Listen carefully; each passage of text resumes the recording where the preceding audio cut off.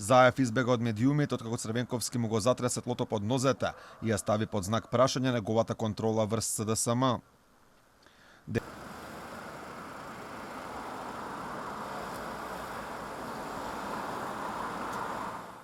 Дека Заев е во многу незавидна ситуација, станува се поочигледно, откако голем број видни партиски луѓе не само што не застанаа во негова одбрана, туку најдоа причина да го оправдаат отвореното писмо од Бранко Црвенковски. Зад Заев застанаа мал број видни партиски луѓе, односно само оние на кои им додели високи позиции во извршната власт, како Зекири Љупчо Николовски, Филипче Шекеринска, Костадинов.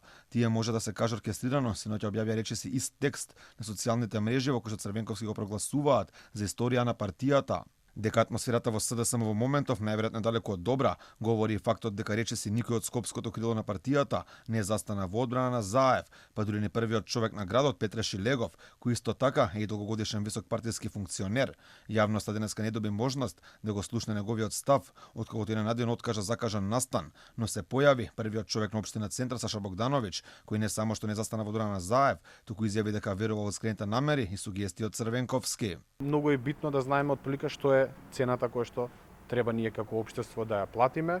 Сепак верувам дека се искрени намерите и како сугестии, како критики, добронамерни предлози, се со цел да се постигне едно единство како држава, не зборам како политика или како партија, за да имаме, ајде да кажеме, еден исчекор во еден процес во кој што на жалост сме биле долго време заглавени. Покрај скопското крило проблем повеќе може да представува што со ставовите на Заев не се согласува еден од неговите најблиски соработници Оливер Спасовски, кој вели дека фашистичката окупација на Македонија, како и на неговиот град Куманово е факт за кој нема дебатирање.